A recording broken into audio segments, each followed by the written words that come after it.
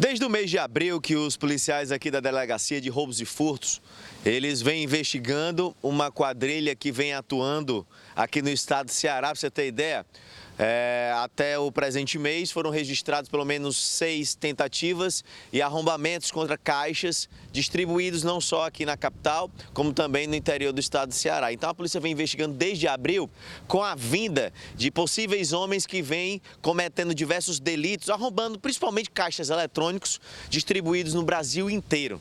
Foi aí que no mês de abril, já em Aracati, a polícia teria prendido o homem identificado como Ayrton Cabral de Lima Neto, ele que já tinha um mandado em aberto, do Rio Grande do Norte, por conta de um arrombamento a um caixa eletrônico. Em seguida, veio outro mandado do estado de Alagoas, por conta de outro caixa eletrônico que ele teria arrombado.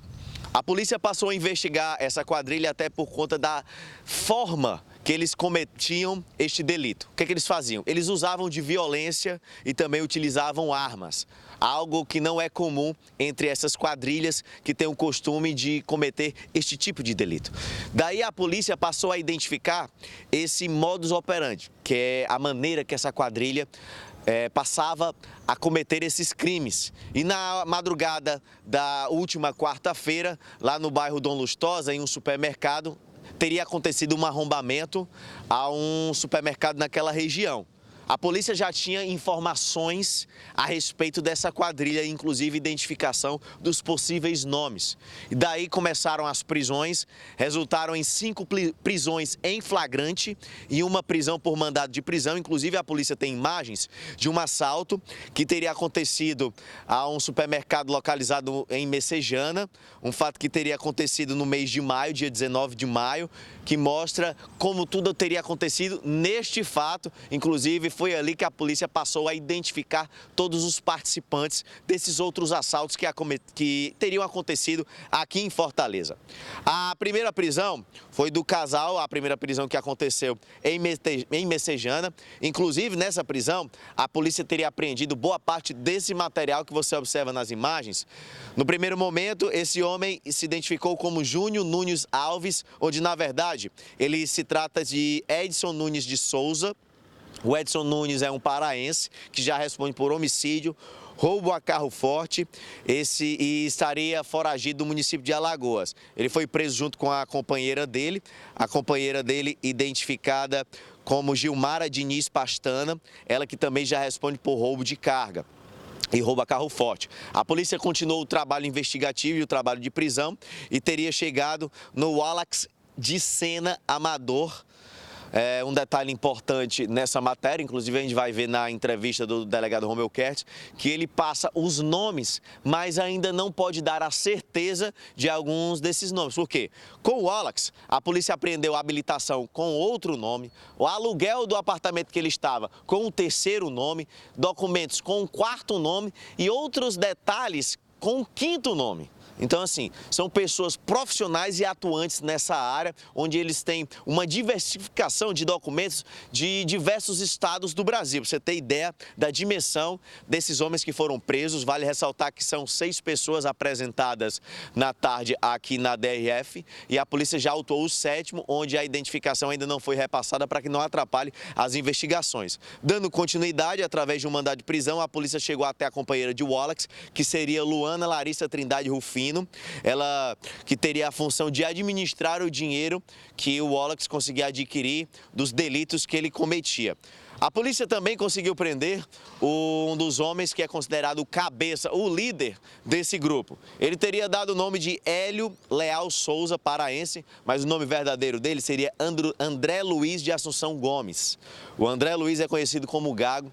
Contra ele pesam cerca de 13 mandatos de diversos estados do Brasil: Espírito Santo, Justiça Federal, Pará, Mato Grosso, Paraíba, Rio Grande do Norte. Um homem perigoso, ele é conhecido como Gago e ele também é especialista no corte. Ele é conhecido como cortador, na perfeição, como o delegado bem frisa, quase cirúrgico, como ele conseguia cortar ali o caixa eletrônico. E dentre o material que eles utilizavam, a polícia apreendeu mais de 15 celulares, um material que era utilizado para que o caixa não pudesse emitir o efeito sonoro, o que cortava, é um sinalizador de corte de celular, esse material que foi apreendido, dentre outros materiais. E as investigações continuam, a polícia inclusive relatou que um dos acusados falou que já teria conseguido a quantia de cerca de R$1 milhão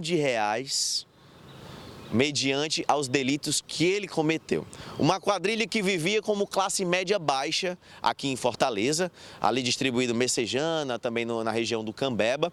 Inclusive, a polícia acredita que eles conseguiam fazer com que o dinheiro deles girassem na compra de imóveis e também investindo na construção civil. Vamos à entrevista. A grande maioria dos integrantes dessa organização é oriunda do estado do Pará. Pará e Mato Grosso, mas especialmente o Pará, tá? Não tirando também a responsabilidade de poucos cearenses envolvidos, mas a atuação, na sua maioria das vezes, ela é praticada por pessoas do Pará, inclusive com um know-how totalmente diferenciado, um modus operandi totalmente diferenciado, não apenas de praticar o roubo ao caixa eletrônico, mas também a forma como essas pessoas se infiltraram dentro da sociedade cearense, muitas vezes se passando como cidadãos de bem, empresários, né? Pessoas até bem-sucedidas, morando em locais que não despertam suspeitas e que trouxeram inclusive família, filhos, esposas, né? E se passando por cidadãos e viajando pelo Brasil inteiro. É também crucial ressaltar isso, de que a atuação dele não é apenas aqui no estado do Ceará. Temos aqui vários indicativos dentro de Fortaleza e também no interior do estado e região metropolitana, mas já comprovado a atuação dessa quadrilha, dessa organização em diversos estados do Brasil, não apenas em nível de Nordeste, também no Sudeste, Espírito Santo, Minas Gerais, São Paulo e alguns até já com mandado de prisão desses estados.